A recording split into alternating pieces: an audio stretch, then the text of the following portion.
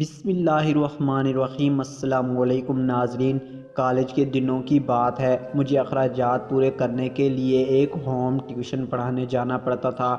جو اسٹوڈنٹ کسی چوتھی میں پڑھتی تھی جبکہ اس کا بھائی بھی چوتھی میں پڑھتا تھا۔ بچے بہت ذہین تھے، وہ دونوں ہمیشہ خاموش کر دیتے تھے۔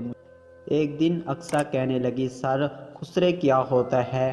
میں خاموش کہ بچوں کو کیا کہوں؟ بیٹا یہ جو شادیوں میں ناچتے ہیں سر، وہ تو بابا اور ماموں بھی ناچتے ہیں، کیا وہ خسرے ہیں؟ نہیں بیٹا، یہ عورتیں جیسی ہوتی ہیں۔ میں نے فوراً وضاحت پیش کی، اچھا ہماری پھپھو بھی شادی میں خسرا لگتی ہے۔ ایک دن مامی کہہ رہی تھی کہ شائستہ ایسے تیار ہوتی ہے جیسے خسرا ہو۔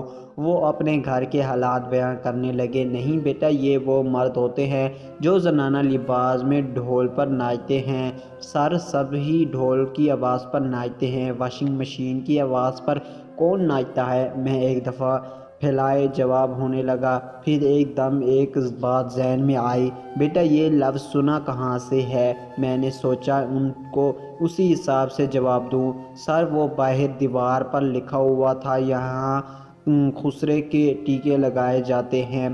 اب واقعی میں خاموش ہو گیا، بیٹا یہ خسرے نہیں خسرا ہوتا